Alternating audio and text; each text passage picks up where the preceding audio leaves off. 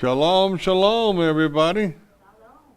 Here we are starting our another Enoch class, talking about things about Enoch and the book of Enoch. I'm looking at the clock here. The clock's not right up there. I think the battery died, but my trusted assistant up there is telling me it's time to start. So we are starting the book of Enoch and the other scriptures that's involved in this study. So, I'm going to start off with here talking about something that may be a little strange. It was to me when I first started reading it and I tried to understand it. So, listen carefully what I'm trying to explain here, and you can debate with yourself or whatever if you agree with what is being said. In Isaiah 65, verse 17. So if you got your Bibles, turn to Isaiah 65, verse 17. It says, "For behold, I create new heavens and a new earth, and the former shall not be remembered, nor come unto mind." So we have a new heaven and new earth that Isaiah is talking about here. So there's going to be a new heaven and new earth, the same thing that Revelation says in Revelation 21, verse 1. There's going to be a new heaven and new earth. Now what gets different about this is what the rest of Isaiah 65 says compared to what we had learned in Revelation. Most churches today, when they teach on Revelation, think the whole world is going to be reformed and all the heavens are going to be reformed. I don't believe this is what this is talking about. I'll have more evidence of that here in a moment. But the new heavens and new earth, quite often when you see earth in the Bible, it comes from the Hebrew word eretz. Eretz, most of the time, is talking about the land of Israel. So maybe what Isaiah is talking about here is just pertinent to the land of Israel. So it's possible that in Israel there's going to be a new earth, and in Israel there's going to be a new heaven. More than likely, this is probably what it's talking about.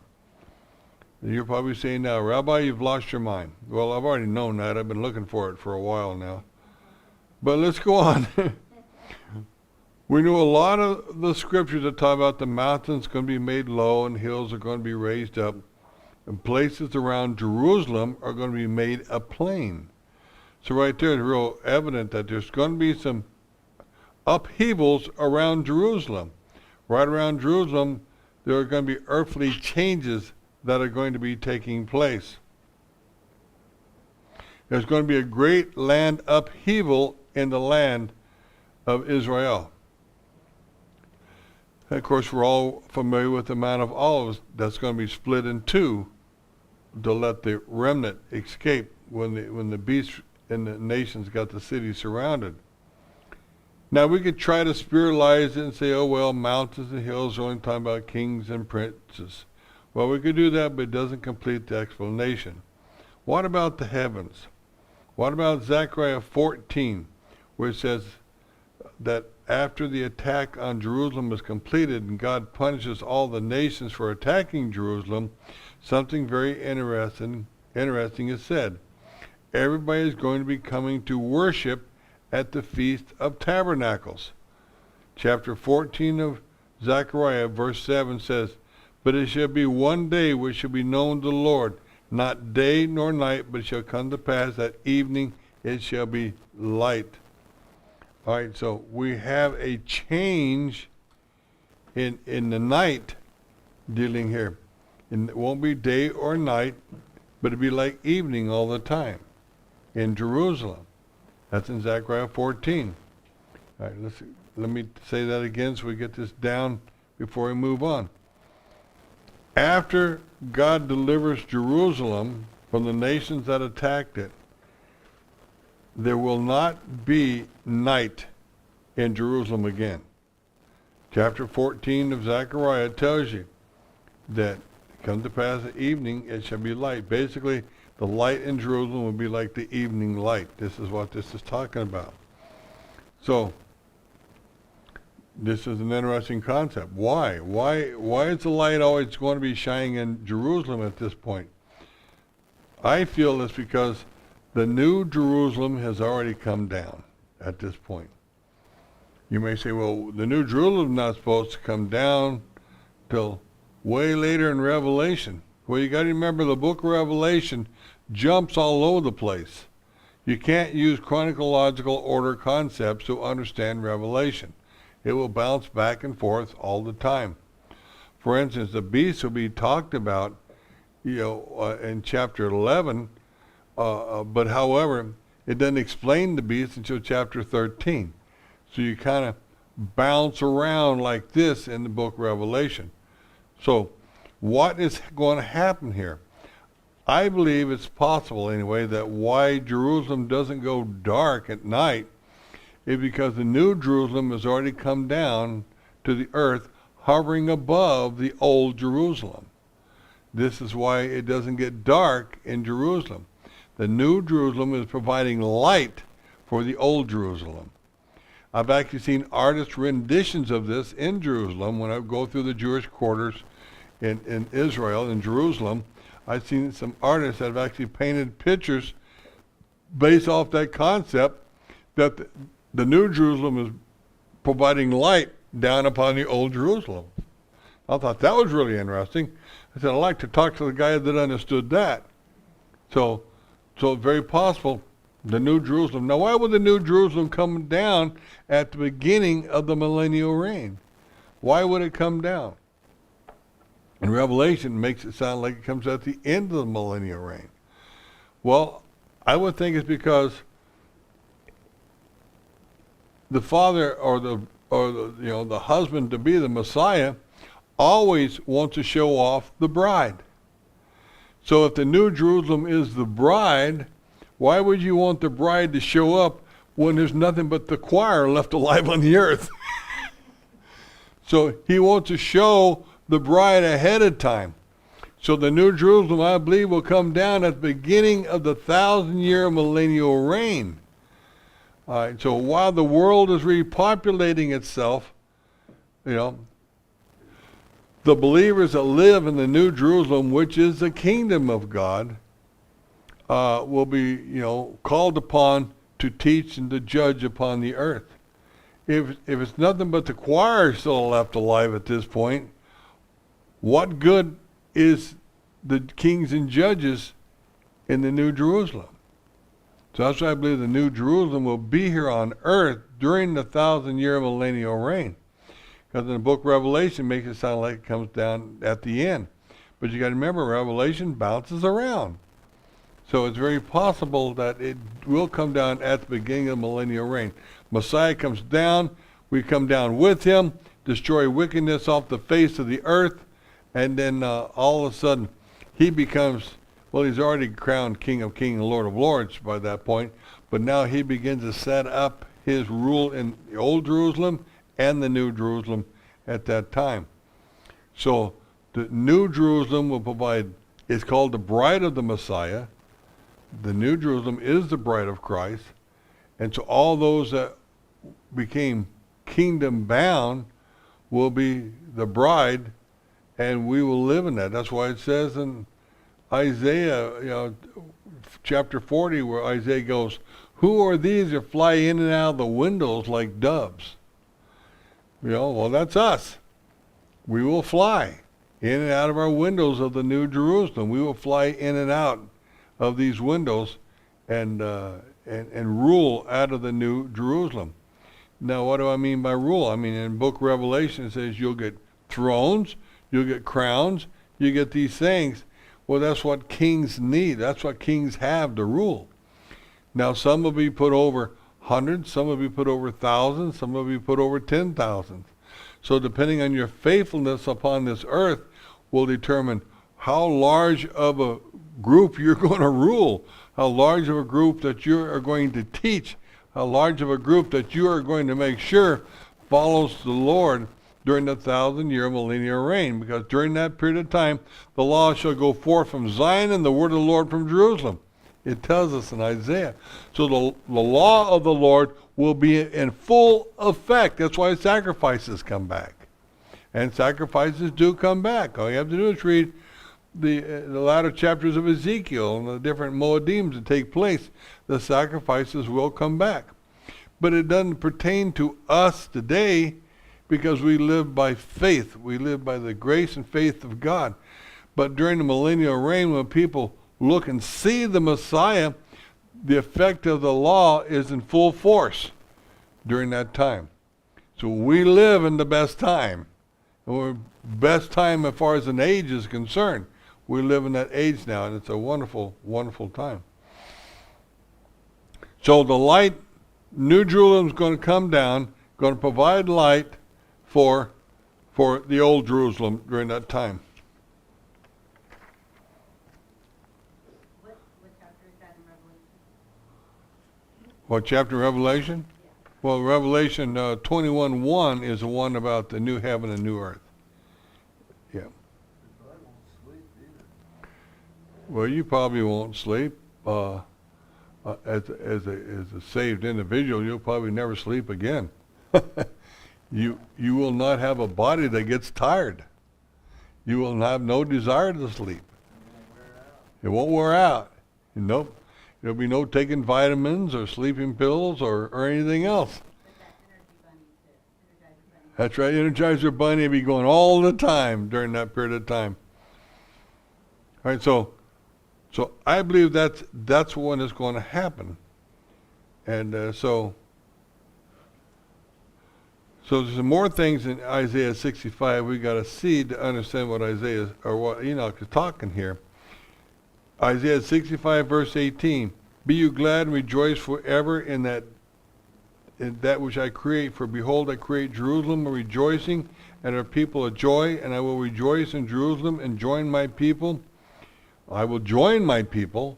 The Messiah will join his people in the old Jerusalem. This is what this time about. And of course he'll be there in the new Jerusalem too. And the voice of weeping shall be heard no more in her, nor the voice of crying. So there are no tears in the new Jerusalem. There will not be tears in the old Jerusalem during this period of time either. So those are important concepts to understand how everything is going to change. So if there's no tears up there or down here on the two different Jerusalems, so that tells you that things are going to be different during this period of time. And verse 20 of Isaiah 65 says, and there shall be no more there an infant of days, nor an old man that has not filled his days, for a child so die 100 years old, but a sinner being 100 years old shall be accursed. This verse 20 of Isaiah 65, after the new heaven, new earth, is telling you there still will be death. It's an important concept to understand. There still will be death in the millennial reign. When is death destroyed? Death is destroyed after the great white throne judgment. Because after the great white throne judgment, hell empties out. Death is thrown in the lake of fire, which means it's destroyed. Everything goes in the lake of fire, it's destroyed.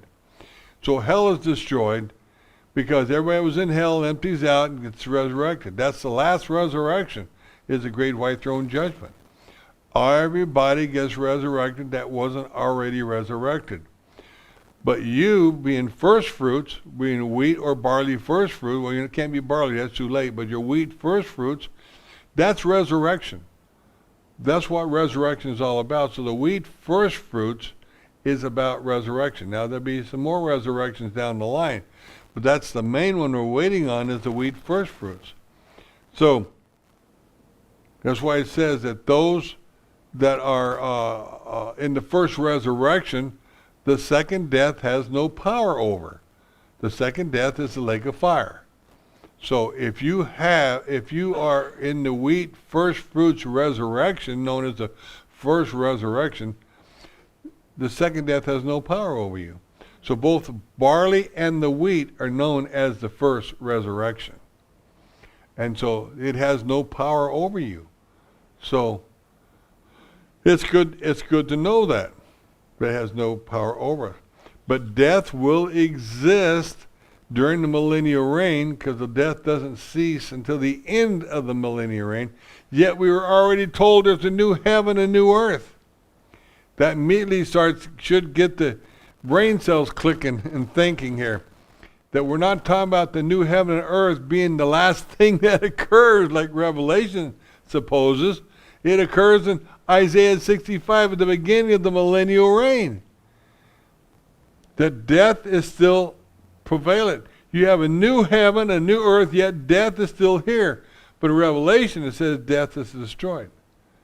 So during the millennial reign, death will still be here, and so will a new heaven and new earth take place at that time. Remember that death is destroyed after the great white throne judgment.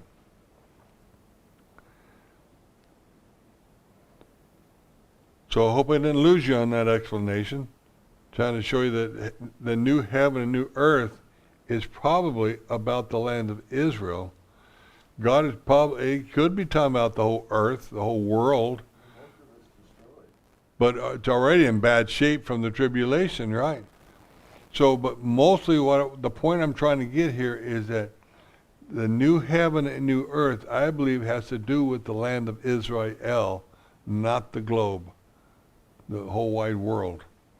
Okay. All right. I cannot say positively that there won't be a new heaven, new earth rearrangement for the rest of the world, but because the land, the earth, is Eretz, which is the typical name for the land of Israel, Eretz. And so it's probably just talking about the land of Israel as the land is readjusting itself, getting ready for the Messiah to rule out of Jerusalem. All right. In Isaiah 65 verse 21 says, "And they shall build houses and inhabit them. They shall plant vineyards and eat the fruit of them. They shall not build, another inhabit. They shall not plant and another eat.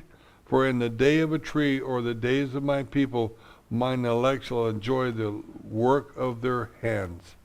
So they're working during this period of time, and they're growing crops during this period of time. The people that are completely in the flesh during this period of time that did not die in the tribulation. They're working, cultivating, and planting during this period of time.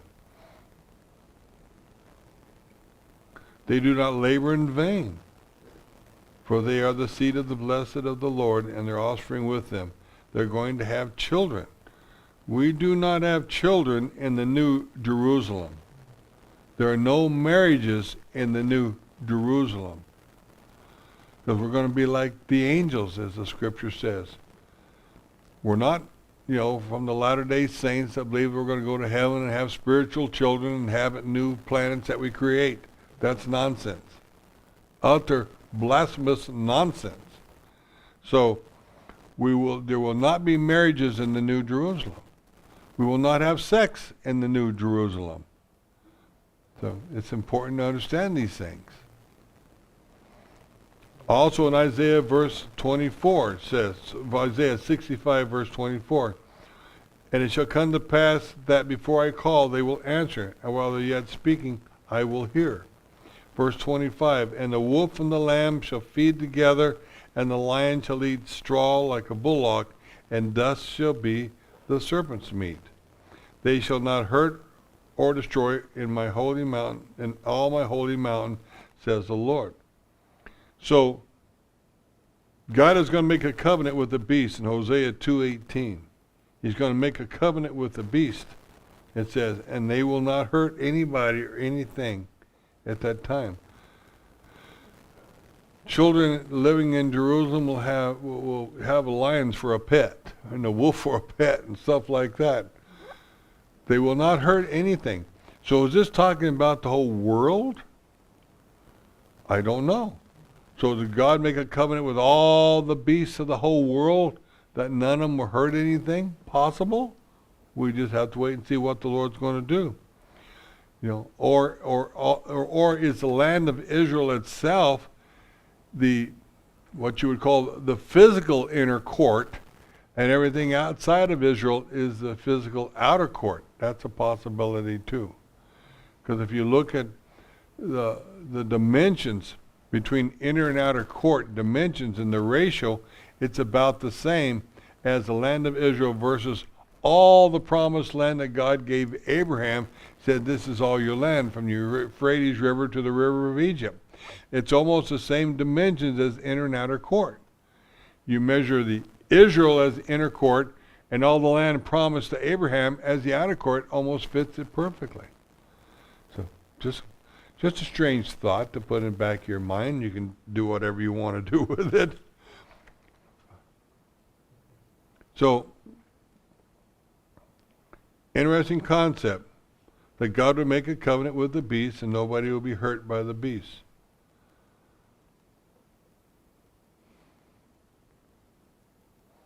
Now we're going to go to the book of Enoch. So let's turn to Enoch chapter 6.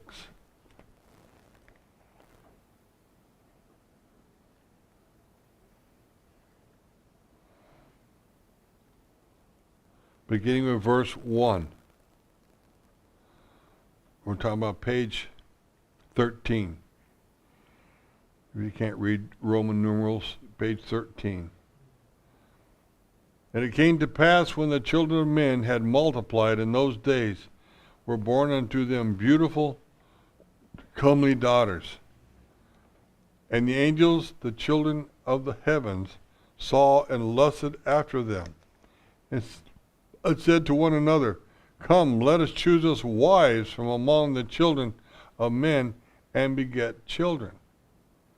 So the angels decided they liked the daughters of men, and so they wanted to take them as wives, and they lusted after them. Remember, the Bible says that we entertain angels unaware. Hebrews 13:2. We entertain angels unaware. So they certainly have the ability to change into men and look like men. Angels do. I mean, even the angel of the Lord, which is, a theophany of the God himself, of Yeshua, changed into an angel, a normal looking man, and fooled people like Gideon. And when he was threshing wheat, and he didn't realize it was the Lord until the Lord consumed his offering by fire. And then all of a sudden he goes, oh my gosh, my God, I've seen the Lord and I lived, I survived. And the same thing with Jacob when he wrestles with the angel. He didn't know he was wrestling with an angel. And he certainly did not realize he was wrestling with God when he was wrestling with an angel. He was having a wrestling match what appeared to be another human being. And he's wrestling with this angel. Until finally the Lord told him, Jacob, let me go. He said, no, not until you bless me. So the angel turned around and touched the hip of Jacob and knocked his hip out of joint. And then all of a sudden Jacob realized, oh my gosh, I've seen God face to face, and I lived, I survived. So it's very possible for these angels to look like and turn into men. And then when we go into our heavenly realm, we're going to be like the angels. A very interesting concept of what's taking place here.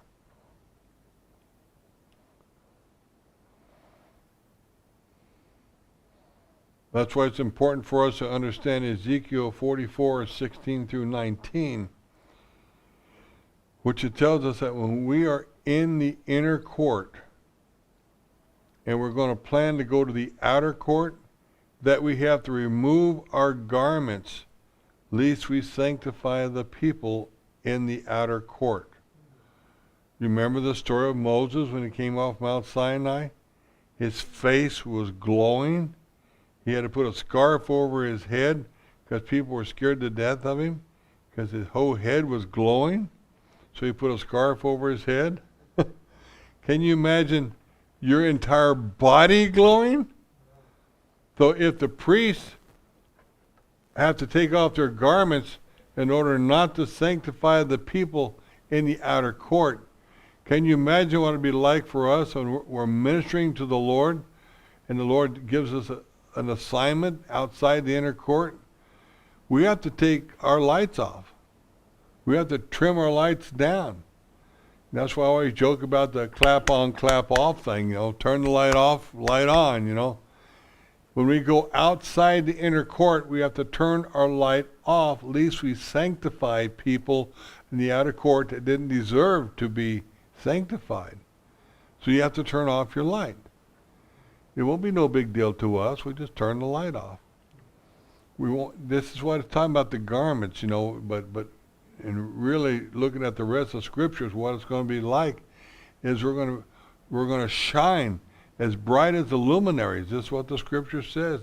And Daniel 12 says, we're going to shine like the luminaries, which is the stars and the heavens and the sun and all these things. So we're going to have super bright lights. That's how it lights up the old Jerusalem, because we're going to be coming out of the new Jerusalem. And we'll be coming down to the earth, and we're going to have our garments of light on. The Lord might say, I want you to go this part of the earth, go down there and teach this or do this, whatever. You got to turn your light off.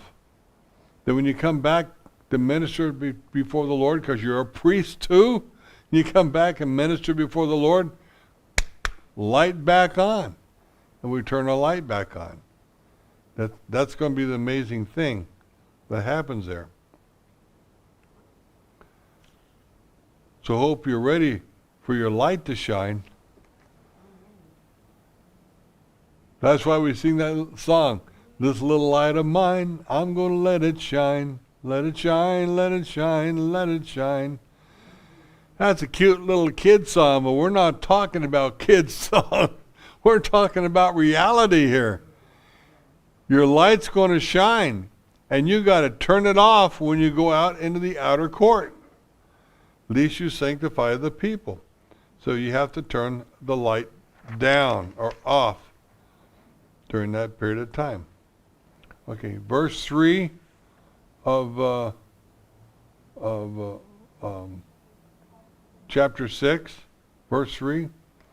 And Simjaza, who was their leader, said unto them, I fear you will not indeed agree to do this deed, and I alone shall have to pay the penalty of a great sin. All right, so here the angels want to come down and take daughters of men for wives. They want to have a sexual relationship with these women. But Simjaza is saying, hey, let's all team together and go do this thing together. And if we're in force and we're in large numbers, we can do this thing without a whole lot of fear. God, what's God going to do to us if we all bind together on this? Pretty dumb angels. And the reason I say pretty dumb angels, of course this is before the flood, but God destroyed the entire world with a flood and saved only 8 people. So why do these angels think that God would not start over again if he needed to? Pretty dumb angels, not all angels are smart. So you got to understand that. It reminded me of a story one time I was talking to an individual that attends a particular Christian cult, and he said, well, 10,000 people can't be wrong. And I said, well, you know what? If God wanted to start over again with 0, he would do that. Don't ever think you're safe in numbers.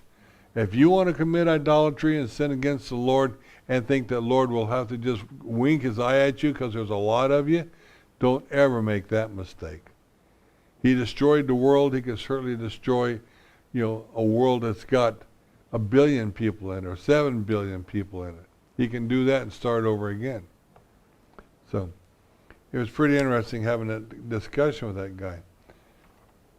God is God. He can always start over again. How many times did he tell Moses, I'm going to wipe out the Hebrews and start over again? He told Moses that a couple of times. Get out of my way, Moses. I will get rid of all of them and start over. And Moses had to intercede. So that is really dumb for people to think that God would not start over. So now, Simjaza here in verse 3 says, he don't want to be the only one to pay the penalty of a great sin. This angel knew he was doing wrong. He knew it was a great sin to do what he was doing. This angel knew he was not supposed to go down to the earth and mess with mankind. God did not invite them to come down. This is why we read in 2 Peter chapter 2, 4 through 5, and Jude 1, 6, that the angels left their first estate and came down and messed with mankind. The angels were not supposed to do this. God was allowing man to develop themselves on their own. But these angels decided they wanted to come down and mess with man. Now some angels may have been thinking, oh, I like these guys. I think I'm going to show them how to do this and how to do that. No matter what it was wrong. God controlled that situation, what mankind was supposed to learn, what mankind was supposed to know. Even Simjaza knew it was a great sin. But he wanted all these other angels to join with him to be safety in numbers. So, isn't that about true with mankind? We can't all be wrong. If there's that many of us that believe this way, we can't all be wrong. It's funny how man it's such a strong herd animal that as long as he's with the herd, he feels safe. Wrong idea there. God can definitely start over again if he wanted to. Verse 4 in the book of Enoch there, chapter 6. And they all answered him and said, let us all swear an oath, and all bind ourselves by mutual imprecations, not to abandon this plan, but to do this thing. Wow, so all these guys are swearing an oath now to do this thing. And verse 6, and they were all 200. So there's 200 of these angels that are coming down to the earth to mess with mankind, who descended in the days of Jared on the summit of Mount Hermon. Jared is the father of Enoch. So the father of Enoch, during the time he was alive on the earth, these angels decided to do that.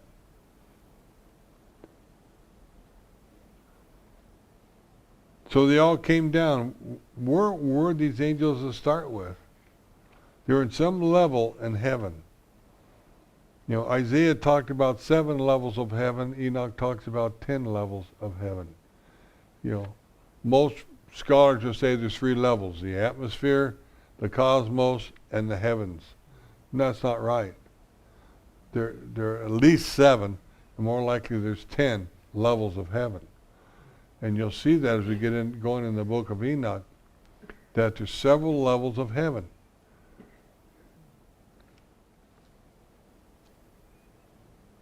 When Satan sinned against God, he was in the 10th level, the heaven of heavens, with God. He was a beautiful angel. He was an archangel that was up there with, close to God.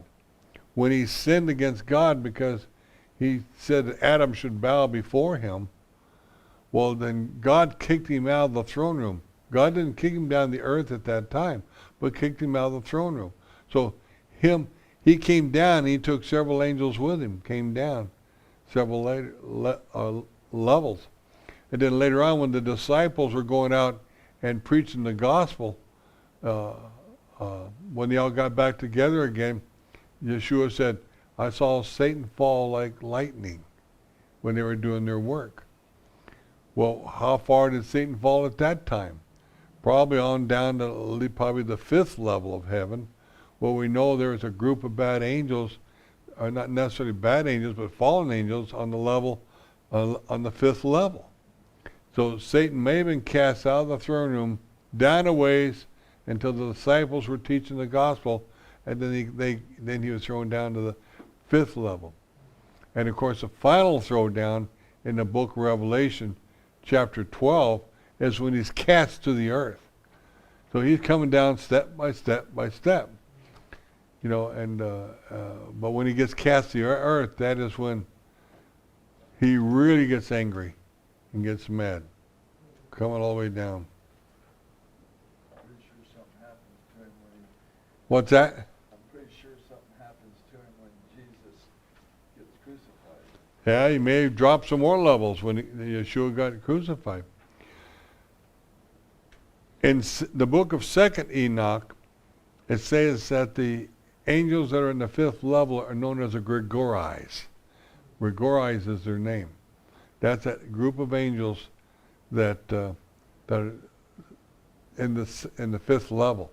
As we get further down this book, you're going to see that Enoch looks at him when he goes to the 5th level, and is going to say, "Why you look so downcast? You need to be singing praises unto God because he's worthy." And immediately the angels listened to Enoch and jumped into hymns and songs and started singing praises of God, obeying what Enoch said. So these angels that are held down in the 5th level began to sing praises to God. And then they asked Enoch if he would intercede for them. And Enoch says, "You know what? You're supposed to intercede for mankind. Man isn't supposed to intercede for you." And so he said, "No, I will not intercede for you." So that's probably a part of the group of angels that's going to be cast to the earth in the latter days. So, and woe be to mankind when Satan gets thrown down to earth. Now, some scholars think, and it's a good conclusion actually, they say because when Adam and Eve were kicked out of the garden, they went from incorruptible to corruptible. For the first time they felt hunger and they cold when they got kicked out of the Garden of Eden. And God had to tell Adam to eat and go hide in that cave and show him how to build a fire so he could stay warm. Suddenly Adam and Eve began to feel all the same things we feel today. Because it went from incorruptible to corruptible. And so you have to wonder, when Satan gets cast down to the earth, will he go from incorruptible to corruptible also? Will he take on a fleshly body when he gets cast to the earth? Is that just not thing that happens when you get cast to the earth? I don't know. Is that why it's confusing sometimes? People trying to figure out what and where Satan is. Is Satan the beast also? Has the power of Satan? Is he the beast also? Is he Azazel? Is that the beast also? We don't have the answer to these questions. But when he gets kicked out of that 5th level of heaven down to the earth, does he take on a fleshly body? And so we just have to wait and see what happens there when that takes place.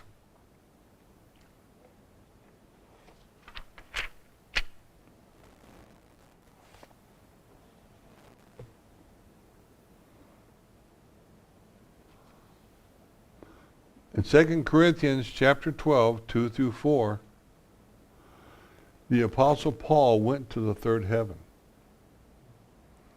And he did not exactly know where he was at, but he called it the 3rd heaven. He was not talking about the heaven of heavens. He was talking about the level, the 3rd heaven, which is paradise. This is where paradise is, the 3rd level. This is the place when people die and they say they go to heaven and they saw all the flowers are perfect, all the grass is perfect, all the trees are perfect, everything looked beautiful and perfect. That's the 3rd heaven. That was paradise. And so they're not talking about the throne room of God. So this, when Yeshua told the thief on the cross, "Today you will be with me in paradise," that's where the thief went, was the 3rd level to paradise. He didn't go up there to the throne room of God. He didn't go up there. He didn't even deserve to go to the throne room of God. But because he believed by faith, Yeshua was going to save him. And so he'd go like where most people that believe today go when they die of their spirit, to paradise. the Garden of Eden is also a spiritual garden. So when they went to paradise, they were functioning quite well there. The Garden of Eden was taken off the earth sometime after the flood, or just prior to the flood. The Lord took the Garden of Eden that was on the earth and took it to the third heaven. And that's where it ends up at. That's also where the tree of life is, in the third heaven. And what does it say in Revelation? If you overcome, you will eat from the tree of life. You will have access to the tree of life. The only way you can get access to the tree of life is to be in the third heaven.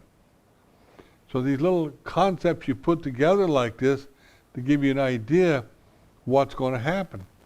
So when people die today, believers die today, they ascend into the third heaven, where paradise is. That's where they go, where paradise is, until the resurrection. That's just their spirits go there. At the resurrection, when they put on new bodies, now that's all different at that point, because when you put on new bodies and you come before the Lord, you're going to have positions in the kingdom and rewards in the kingdom that you're going to execute at that time. And he also says you'll have thrones. Well, the thrones are not in the third heaven. The thrones are up to where God is, and Yeshua dwells. So at the resurrection, that's where you'll go. So if you go to paradise waiting for resurrection, like the wheat first fruits, then you will ascend, and then you'll get your rewards, then you'll ascend on up to the heaven of heavens at that time. That's how that works. So, but Paul said, that he really liked the third heaven. He really liked the Garden of Eden area. He liked that. I don't think he wanted to come back. And I want to know how the fishing was there. No, kidding. Now Josephus writes something very interesting about the Garden of Eden. Josephus, if you don't know who Josephus is, he's a Jewish historian, the first century Jewish historian that wrote about the Israel wars with the Romans and everything during that period of time. But he did also write about a lot of other things, both doctrinal, religious, and other histories of the Jews. Antiquity of the Jews is what his one book was called. So there's a lot of good information in the book of Josephus, but he was not a prophet. So you have to take it in stride what he's talking about. But a lot of the stuff he says backs up the Bible quite well. So you can learn from what Josephus writes. And Josephus says the Garden of Eden was in the Nile Delta. That's interesting. The Nile Delta. Well, is there any evidence of that? Well, in Genesis it says one river broke off into 3 channels and watered the garden. You ever seen the Nile Delta? It breaks off into several fingers before it runs out in the Mediterranean Sea. Kind of makes sense. Maybe it was the Nile Delta. But also, it's the fact that when Adam and Eve left the Garden of Eden, what direction did they go? The Bible says they went east. So if they go east, what's east of the Nile Delta? Israel. So if you're thinking Euphrates and Tigris River and that one dried up river there in the middle, there in Iran, Iraq, and Saudi Arabia and all that, you go east from there, you're in India. It doesn't quite fit what we think how Adam and Eve would have went to India.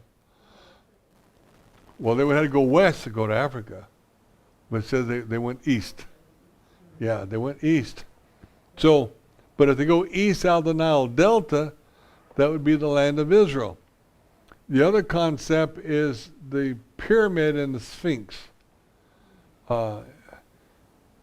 Hierapolis, a Greek historian in the 4th century BC, traveled to Egypt and asked the Egyptians, who made these things? The Great Pyramid and the Sphinx. Who made them? And they told Hierapolis, he says that, Hierapolis is a town. Herodotus, that men with great wisdom that came from the east controlled us with their words. They made them. And I thought, well, that was interesting. They were so powerful with their words, they made them. So is it and then they told the Greek historian that the Sphinx was made upon fired bricks foundation in case the world was going to be judged by fire. And the pyramid on complete stones, just in case the world was going to be judged by flood. Well, as it turns out, if that's true, both the Sphinx and the Great Pyramid survived the flood together. But you ever seen the head of the Sphinx? You ever seen the body of the Sphinx? The Sphinx looks like a lion, except the head. The head looked like it's been carved down to a little head. So some people think that one time it was the head of a lion, and some pharaoh carved it down to make it look like him. But the body's great big old paws and legs and all this kind of stuff, and this little skinny head on it. So some pharaoh with a lot of ego carved the head down to make it look like him. But remember when they put the Lord put a cherubim at the garden on the east side to make sure that Adam and Eve didn't come back into the garden. Could the Sphinx be a representation of that? I don't know. It's possible. The Great Pyramid, the interesting thing about the Great Pyramid, its dimensions is, when you calculate it out right, it comes out to pi, if you know what pi is, a great symbol in mathematics. The 3.14, blah, blah, blah, blah, blah, blah, blah, blah, all these numbers going out behind it that even NASA today used for space travel and everything else. And so pi is a very important number in science. Well, the Great Pyramid dimensions come out to pi. And a lot of people going, how can that be? How could they known what pi was back then? Also the fact that they call it Cheops Temple. The only reason they call it Cheops Pyramid is because they found a boat on the side of it with a sign on it from Cheops. It didn't mean he built it. He decided to use a pyramid to put his boat next to. It didn't mean that Cheops built the pyramid. This pyramid was very old, very ancient, as well as the Sphinx. So if what they were telling Herodotus, the Greek historian, was, if that's true, that was a long time ago. And who were great men from the east that can control them with their words at that time? Possibly Seth, the son of Adam. That's because they say that they're at least that old. So it could have been Seth that directed the Greek or Egyptians to make those things. And also the fact that there were giants on the earth at that time. So, these big giants, might not have been no big deal for them to pick up a 200-ton rock and build a pyramid with it. So it could have used giants. Always like all these movies that are made about how they build the pyramids. They had this ramp, they did this, they did that, and yeah, it's certainly possible. They showed it's possible. But if you had giants and they could pick up big stones, they could certainly do it that way too. So those were there before the flood? Yes, the giants were there before the flood. No, the pyramid and the Sphinx and stuff like that, they were there before the flood. Before the flood, yeah. As a matter of fact, they say that you can see the Sphinx is kind of recessed down on the ground a little bit. They said you could see at one time there was a massive flood that came through there and carved channels in the wall the Sphinx settled down into, that there was a lot of water that came through there at one time. Of course, other people said, well, the Nile River must have really flooded that whole area and did that too. Who knows? We don't know the answers to those things. But they say you can see where there was a massive flood around the Sphinx at one time. So it could have been Noah's flood. Didn't they move the Sphinx back in the 60s? Oh, no. It's never been moved. No. They moved a lot of other things when they built Aswan Dam, but they never did move the Sphinx. Yeah. So Very possible the Sphinx and the pyramid, that's what they're getting at.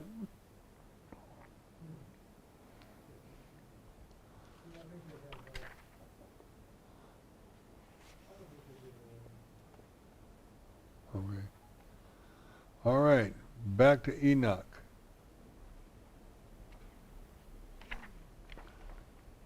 All right, that verse 6, when we said there were 200 of them who descended in the days of Jared on the summit of Mount Hermon, and they called it Mount Hermon because he had sworn and bound themselves by a mutual imprecation upon it. Mount Hermon, that's the biggest mountain in the land of Israel. Is that the same Mount Hermon? I don't know. It could be. It is the biggest mountain of Israel. And so the angels could have descended down from, that level of heaven that they're at, down on top of the crest of Mount Hermon, and descended then on down into the land of Israel and took women to be their wives at that time. It's certainly possible. But Mount Hermon is very interesting. This is where Caesarea Philippi is. That's where Yeshua asked the disciples, who do they say that I am? Remember that in the Bible? And they said, you are the Messiah. And Yeshua said, flesh and blood didn't tell you that, but my Father in heaven told you that. And then so later on, it says he went with 3 of his disciples on top of a high mountain, and there he transfigured before them on top of the high mountain, and Elijah Moses' spirits showed up on top of the high mountain. Of course, traditionally in Israel, they say the mountain that happened on was Mount Tabor. But that is just somebody's guess. I would say very possible it was Mount Hermon. They went up on top of Mount Hermon, the highest mountain in Israel, and there Yeshua transfigured into a bright light. When you heard the words, this is my beloved son, hear him. When God was speaking about Yeshua. It's very possible that all happened on Mount Hermon. So Mount Hermon could have been a portal that crosses the dimensions into the other levels of heaven. Very possible. But it did say here in Enoch, you just read that 200 of them angels came down via Mount Hermon down to the earth. Came down.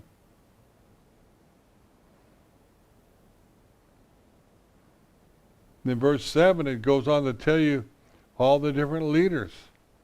I'm not even going to attempt to pronounce all of them, but they all came down. But Azazel was one of them that came down. So right now, Semjaza was the main leader of these 200 angels. But somewhere down the line, Azazel seemed to have taken over. So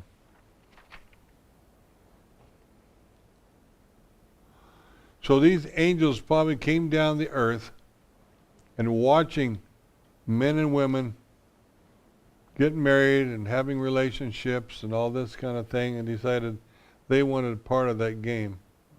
They want to be part of that. It look like they're having too much fun, and we want to be involved in that. And so they came down and caused a lot of grief. A lot of grief. Yeah, there's other writings about this taking place too.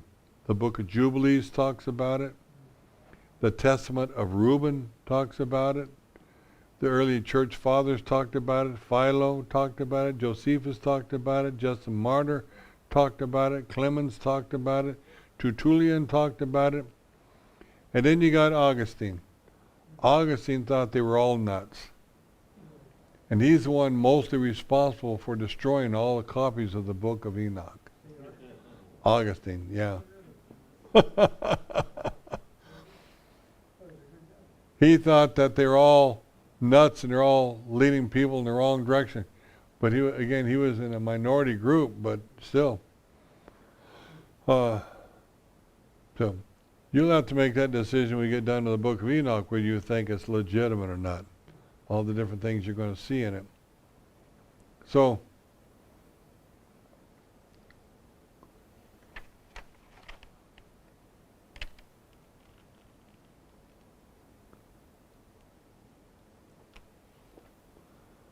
So when those fallen angels came down to the earth, Enoch says, "You have showed yourself as gods before mankind." And men began to worship these angels.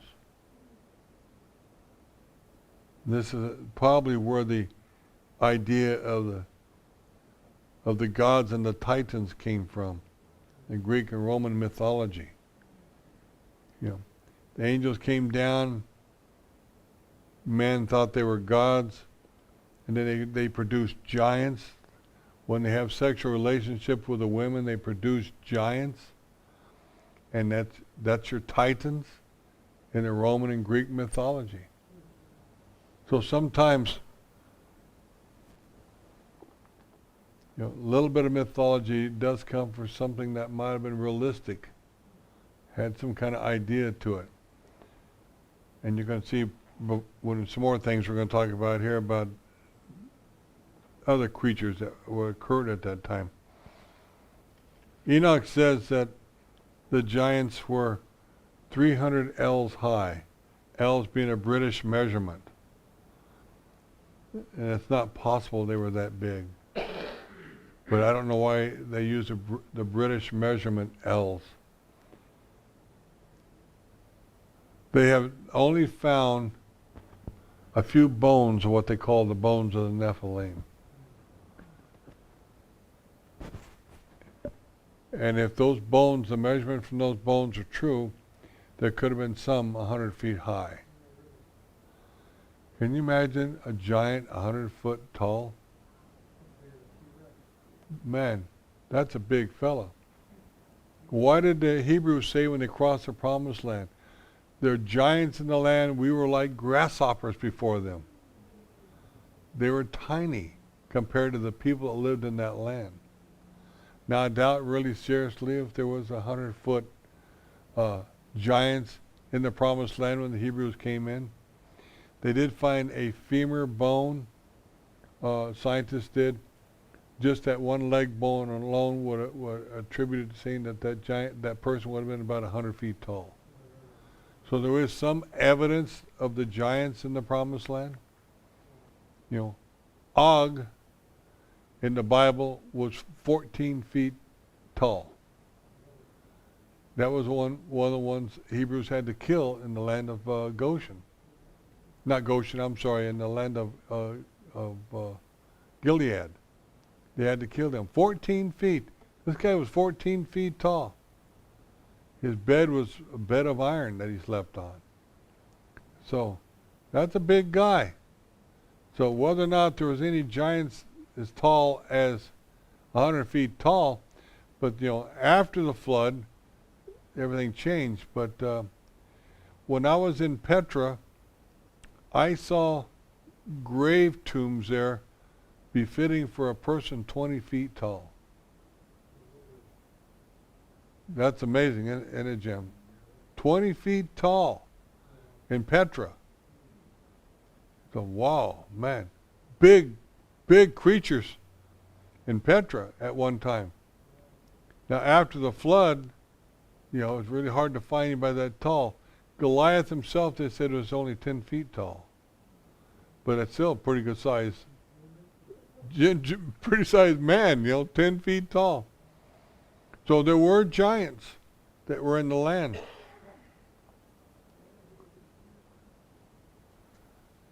And so this is what the fallen angels did. They say that probably Goliath and his brothers, all 5 of them, were probably created by fallen angels too after the flood.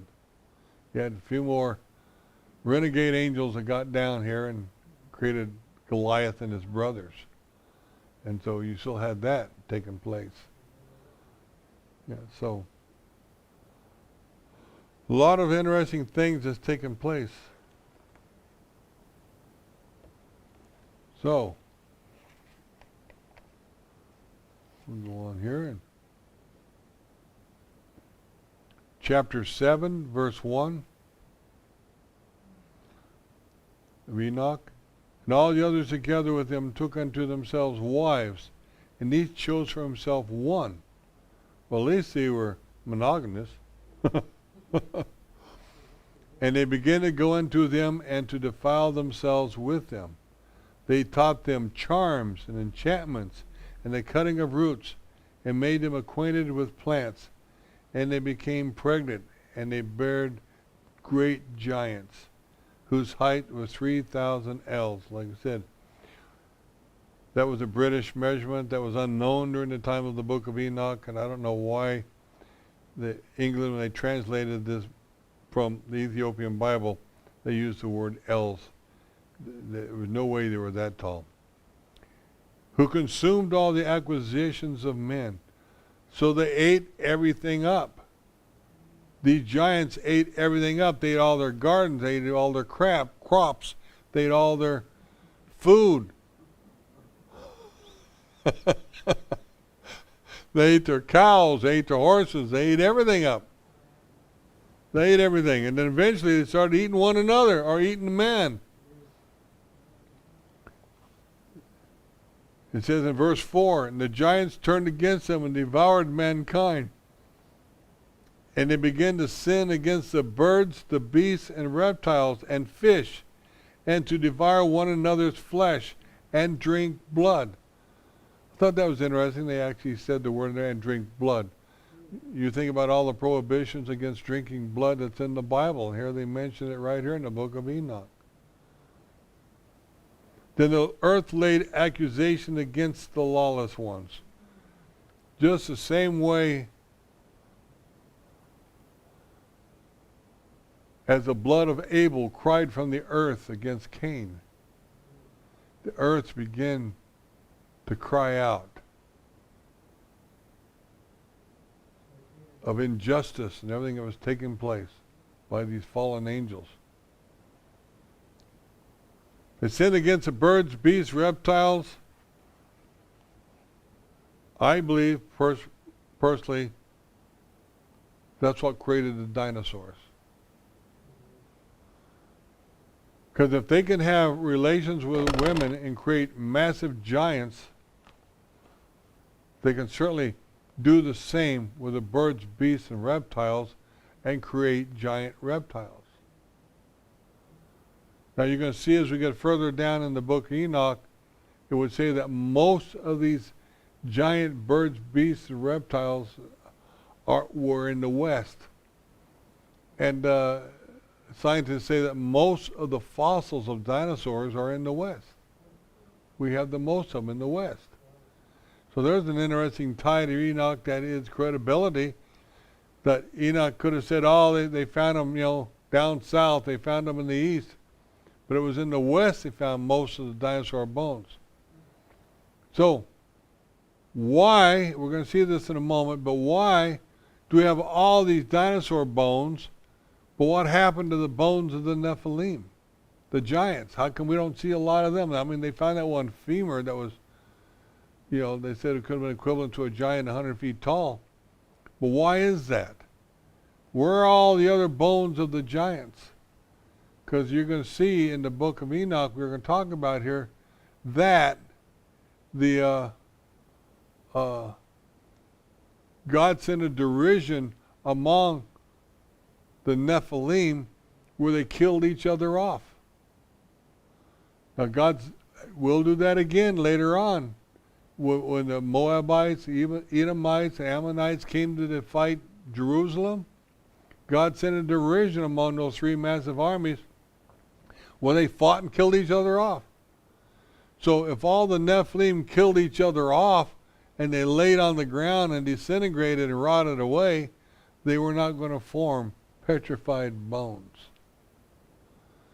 But all the dinosaurs that were still alive when the flood came and they got covered with mineral-rich water, that was going to form petrified bones. That's what causes petrified bones. You cover something with mud and water, as they're starting to decay, as the cells decay, it absorbs the minerals out of the mud and water and becomes stone. They've actually reenacted this in labs, how to create petrified bones in labs by the same process. So that's why we have all these dinosaur bones, but we don't have Nephilim bones. because the Nephilim killed each other off prior to the flood. But the dinosaurs did not. They died, they drowned in the flood. See, little things like this, little tidbits that give credibility to the book of Enoch. These kind of things. You know, they just fit right down the line. So these giant Nephilims were eating everything up from mankind, including eating mankind, so great violence filled the earth at this time. You know, not only was mankind getting corrupt, but violence was filling the earth because of the Nephilim. These giants roaming all over the earth. Before long, they started eating mankind. Now, can you imagine a 100-foot giant looking down on let's say a 5-foot man? That's not a lot of protein. It's just an appetizer. So more than likely they were not 100 feet tall. But even if they were 20, 30 feet tall, you know, they would have to be able to, you know, grab a man and like this and eat him like this, had to get something out of it. So you think about things like, at least I think about things like that, you know, that these giants could not have been so big that man would not have been a morsel for them. So there had to be some kind of relationship there where they could eat mankind and get some kind of nutrient out of it. So can you imagine the violence filling the earth, especially with Azazel, who has taught men how to make weapons of war and how to kill each other? And at the same time, these giants are eating people. And then, of course, all the acquisition being eaten up where man was starving because the giants were eating everything. The whole world became corrupt because of that. So when you got these Tyrannosaurus Rexes running around, you know, I get a big kick out of, you know, and that was the same way when I was a kid. All these dinosaur toys and stuff like that the kids like to play with and all that. Jurassic Park movies and all that. In reality, those dinosaurs were very mean. You know, and they were not God's creation. Now, why did the angels do that? Because they could? Because they could pretend that they were God? They wanted to mess up God's creation. You know, they were told not to mess with mankind. But then they decided to form a legion with vows and do it anyway. They wanted to be gods. They wanted to pretend to be gods. That's why Enoch said that the fallen angels are trying to convince mankind that they are gods. And so these angels are bad, really bad. And then plus they doing all the enchantments and plants and everything else that mankind probably should not have learned what to use or how to use these things. You're going to see some more in here where they taught men astrology. You know, that's a bad thing to get involved in, astrology. They taught women how to do abortions. You think abortions is something new? The bad angels taught men how to do abortions back then, before the flood, how to do these things. So, some people say that we talked about, you know, the evil inclination or original sin of Adam and Eve in the garden. But there were really, the angels bear a lot of responsibility of this.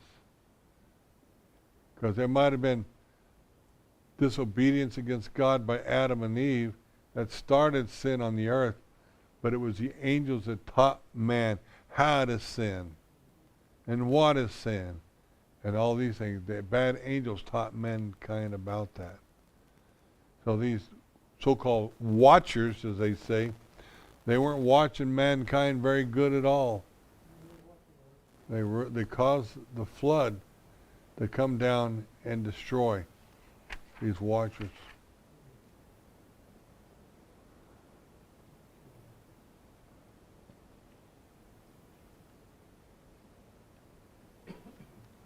Yep.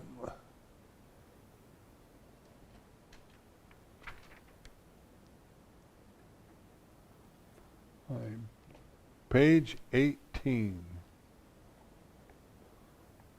Chapter 7, verse 1. We already read that. We read that and went through that, so let's go down to chapter 8, verse 1.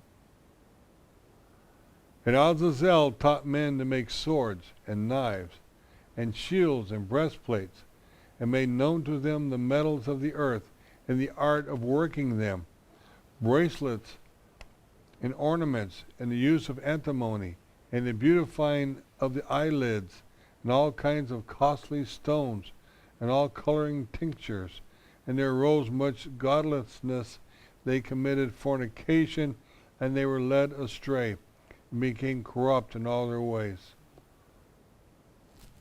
So you just thought that man stumbled on how to do metallurgy and all that kind of stuff. Here the angels taught men how to do that, how to do all these things. Jumped them ahead hundreds of years of what they would eventually find out on their own. Angels sped things up really fast, these bad angels. And so it was not good that they got involved and caused the dinosaurs to be created. And think about the aftermath of even the dinosaurs, that the evolutionists used the bones of these dinosaurs to try to prove that God does not exist, that this was an evolutionary process.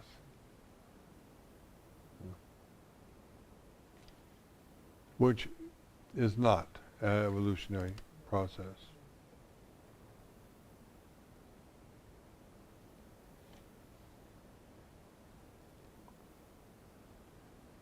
So what caused the flood? You know, what caused the flood to occur? It said the fountains of the deep opened up, so there's a lot of rivers that run underneath the mantle here. They opened up. But it also said that the water envelope that surrounded the earth collapsed on the earth. So if you read in Genesis, there is a water envelope, a firmament that held up the water that surrounded the earth. The earth was one big tropical paradise. That's why they found tropical plants even up in Alaska, you know, deep into the ground. That there was, the whole earth was a tropical paradise at one time. And so these kind of things is interesting. So what happened was that water envelope collapsed down upon the earth, as well as the fountains of the deep. So if we were adding water from the firmament up above the earth atmosphere, how do we get rid of all that water for the land to come back up? You ever thought of that? How in the world, if you're adding all this extra water, how do you get the water to recede? It's not by evaporation. That water in the firmament didn't go back up into the firmament again. So I believe it was gotten rid of because of the trenches in the ocean. Many of the rivers in the ground reopened up and swallowed up a lot of the water. But the great trenches, if you ever look at a map that's been mapped out of the great trenches all over the earth, there's like great big old gorgeous trenches in the ocean. And like I mentioned before, it's like going to the beach and you're right there on the edge of the ocean playing in the sand, and you take the sand and you push it until it pops up out of the water, then the water will fill the holes you just created with your hand. That's what God did. He was all over the ocean and created areas for the water to recede into. I mean, we got trenches out there several miles deep in the ocean. That caused a lot of water. And plus, also, that's how the mountains got formed.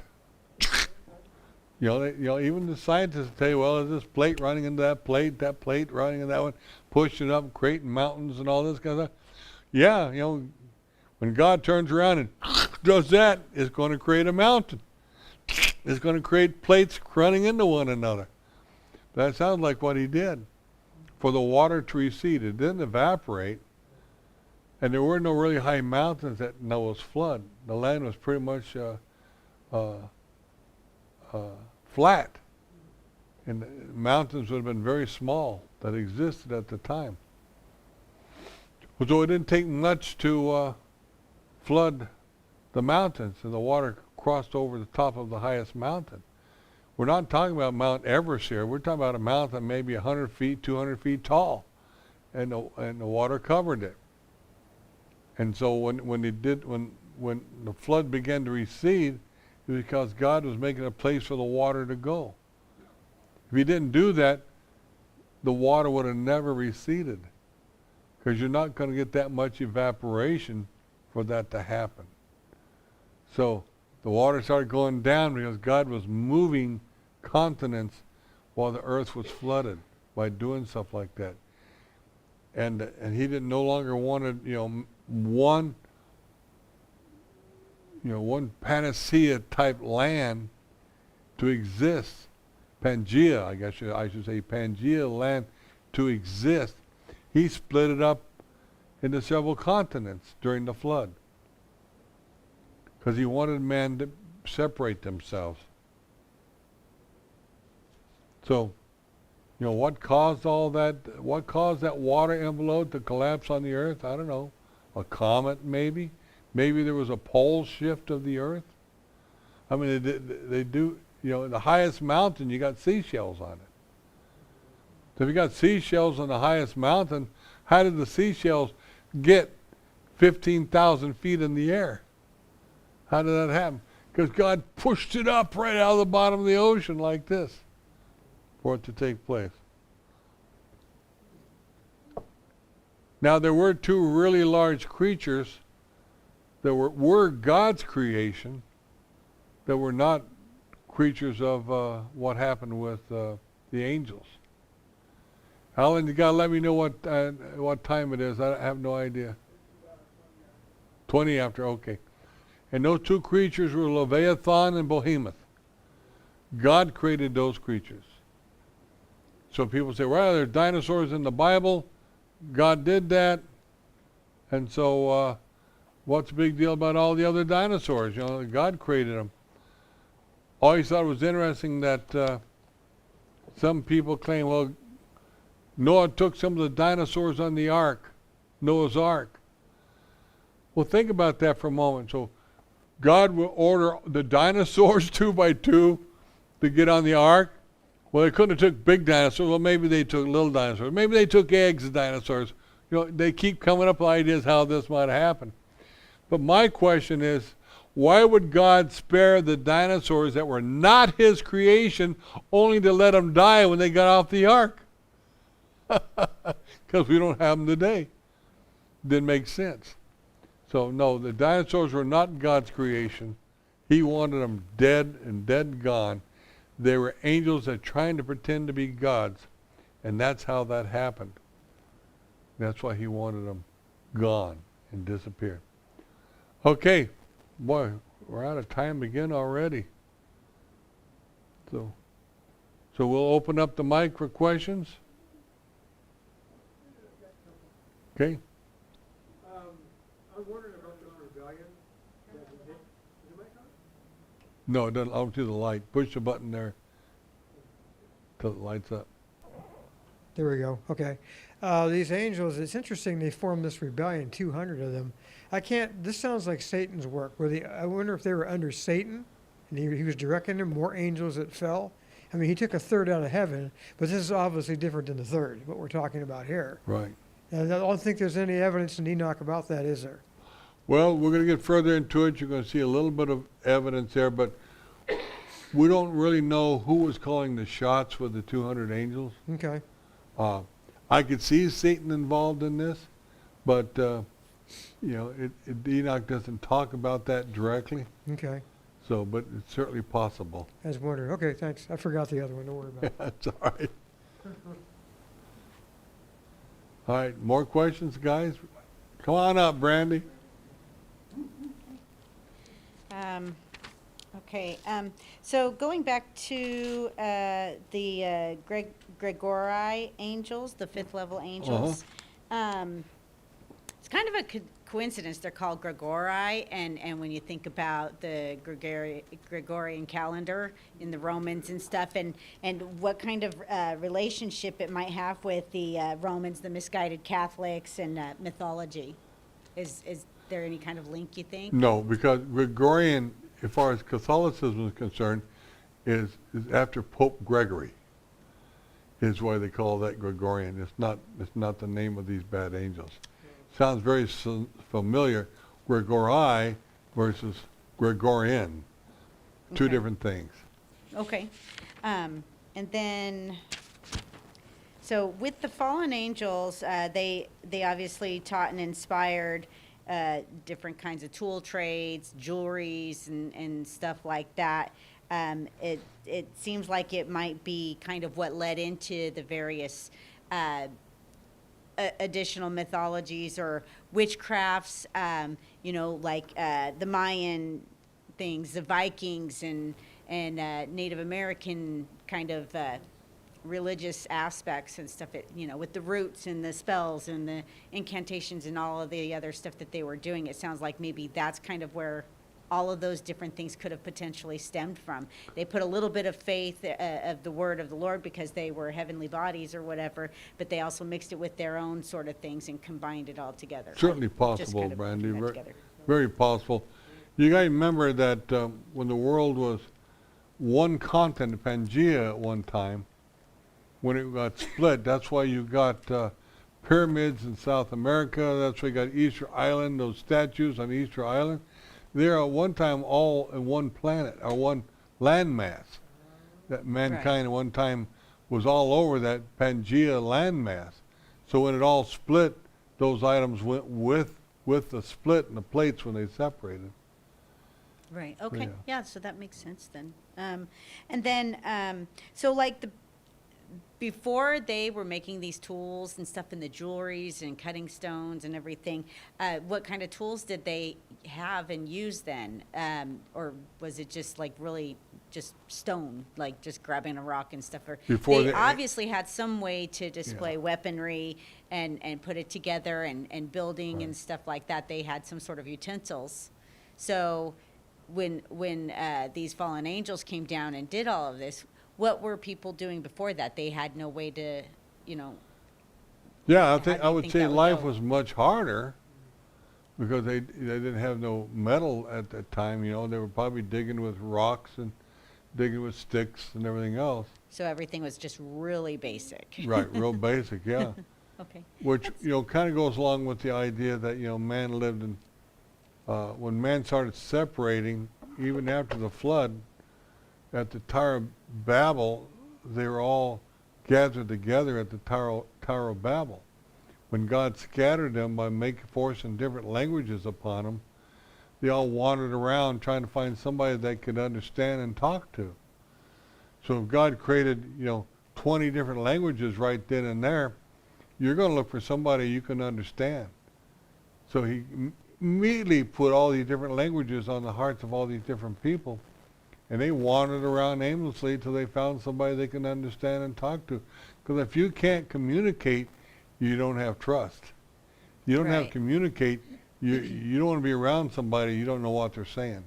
So with all of these tools and stuff that you could basically say that they brought in technology and advancement. And when we look at technology and advancement these days, we're impressed with it. We strive to get more versatile with it, and build up on it, technology and advancement. Right. But if you look back at it from that perspective, that's a bad thing because these bad angels were doing these awful things. How do we balance that then in our minds when we're trying to, go Right. through life now and seeing these things change and grow. Bad angels started that. Right. So how do we balance that?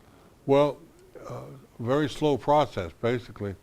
So mankind was supposed to, get technology a little bit at a time so they can develop themselves socially and lawfully and make rules and laws and stuff to get along with one another. Well, if it comes on the scene too quick, the most powerful are the ones that are going to dominate and take over.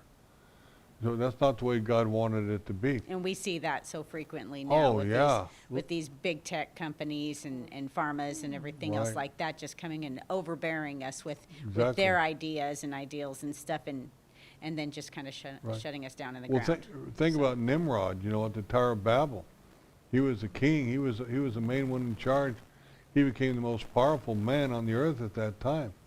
So he controlled all the current living human beings on the earth. Nimrod did. So and he shot an arrow in the sky against God, trying to kill God with his arrow. Not very smart still, but he tried to do that.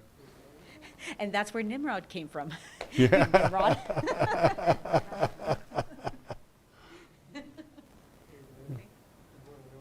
Any more questions? Jed, you got a question? So you had mentioned that there was they did curses. They taught them curses, and so that's got to be of the devil. Yeah. And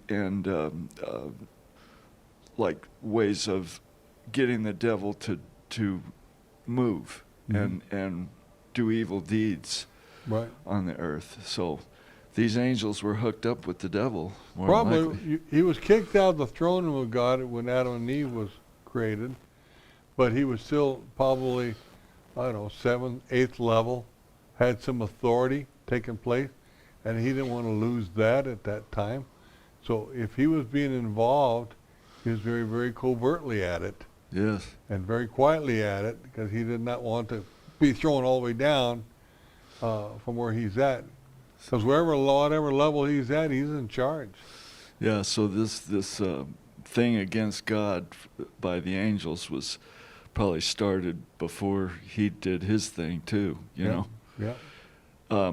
And are there different kinds of angels, do you think? They're like some have wings, some don't, or they can change, like you said? Yeah, there's all kinds of angels, a lot of different type of angels. So, the ones we're most familiar with are the cherubim and the seraphim. Seraphim just means flying serpent. That's what a seraphim is a flying serpent. Cherubim is an order, a chief order. When Satan is called a seraphim and a cherubim, he was a fiery flying serpent with an order of power as a cherubim. But he was that's why he's called the devil. He was a flying serpent. Yeah, like a dragon, yeah. Yeah. I could see the angels being in on building the pyramids too. Oh, they could have been. They could have had something to do with the pyramids. It just shows you that angels got a lot of egos too. They want to be like God. They want to be worshipped like God. They want to get credibility like God. And God has to keep them under check all the time. And it seems like the angels that we got today that are gods are very loyal to him. But then you got angels that are loyal to Satan. And they're the ones that's going to come back here before too long. The bad angels are coming back. And we didn't even get anywhere near talking about that with all the zeal and the rest of the bad angels. But they will come back in the land of the Parthians and Medes. That's that land there in eastern Turkey, northern Iran, northern Iraq, Georgia, Armenia area, all that. That is the land of the Parthians and Medes. And they're coming back. So, demonic spirits that were the 200 ones that still roaming the world, causing chaos and waiting for the bad angels to come back. It's possible most of those 200 angels were buried. We'll probably be on that next week. Because of, you know, when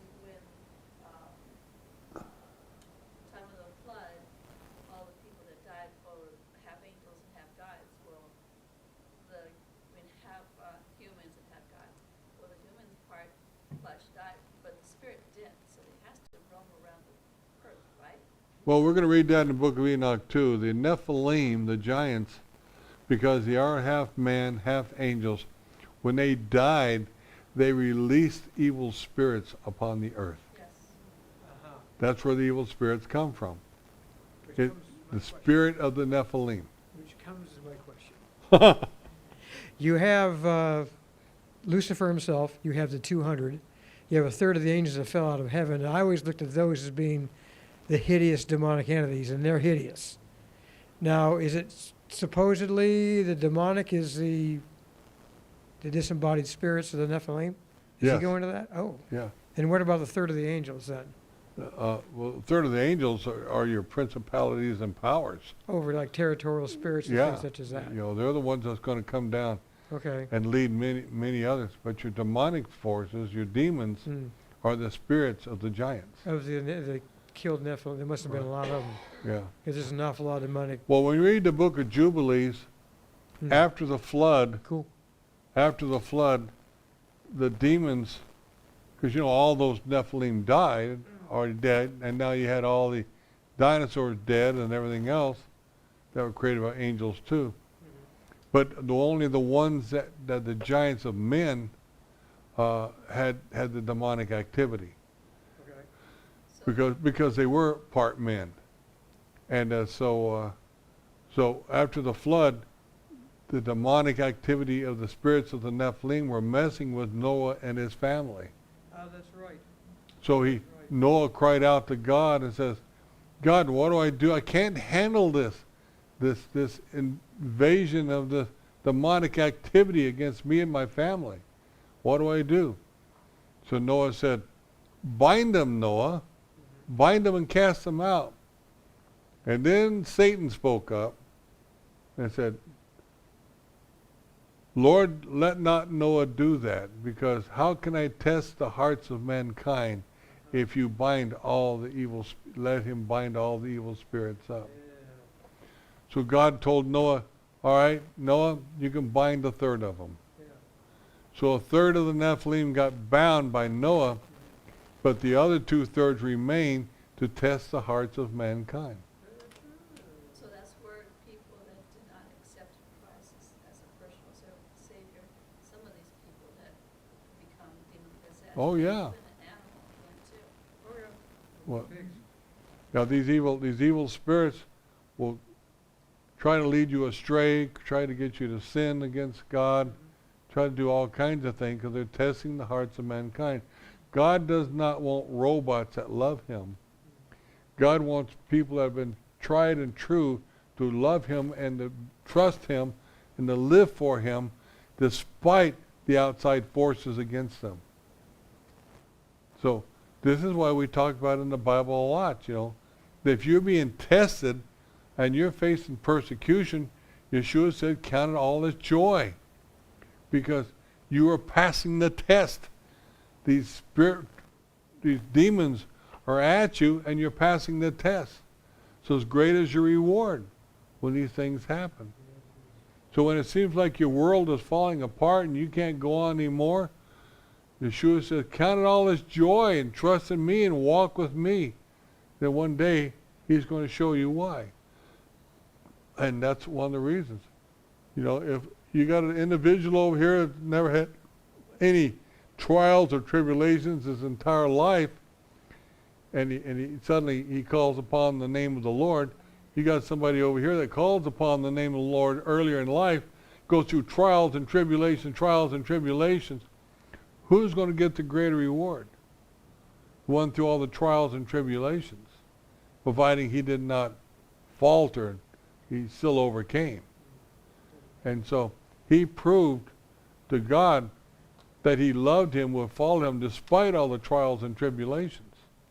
When you have someone that's never been tried on anything in their entire life saying, isn't God wonderful? I love God. And isn't this great? And which is fine too, but what I'm saying is that those that learn to overcome, even though they're being attacked, you can get a greater reward for that if you do not faint. You do not fold. Yeah. That kind of brings back a memory that I have growing up, which I thank God for my parents to show me how to overcome the evilness in this world. I had stayed over a friend's house, a relative, and while I was asleep, I had this demon spirit come upon me, pressured me so hard that I couldn't even move. In the corner of my eyes, I could see him standing right there. Wow. If it wasn't for my parents to teach me how to call for Christ, because even he had shut forth that thing, shut my lips down, the corner of my lips in Jesus' name, be gone, it took off. Yeah. But because, and you're talking about how stupid they are, he goes, because you became so real to me Hmm. and calling out in Jesus' name, I know my Christ is real. Right. Amen. Well, in the I could fight it. in the books of Adam and Eve, when Satan kept trying to kill Adam while he was in the cave of treasures, God kept telling Adam, Adam, you got to quit listening to him. He's trying to kill you. And so Satan kept showing up as an angel of the Lord. That means a good angel. Kept showing up. So Satan transformed himself into a good angel, fooling Adam to come out of the cave, and then he quickly threw Adam off a cliff. And this is what was going on. So God finally entered the picture here, and when Satan was as appearing as an angel of light to Adam, God forced Satan to show his true countenance and his true looks, what he looked like. And he was terrifying and hideous. And then Adam got to see what Satan was really like. Because Satan was transforming himself into an angel of light. Gee, this is what Apostle Paul said. If I or even an angel of light teach you a different gospel, do not believe him. Satan can do stuff like that. And so Adam finally had to learn the hard way that Satan was tricking him as an angel of light. I think we all have to look at that. Yeah. And that's why you stick with the Word of God. What does the Word of God say? Don't get deceived and believe something different. Because what does the Word of God say? That's the important thing. Well, the Quran was definitely an angel of light. That was Satan as an angel of light. Exactly.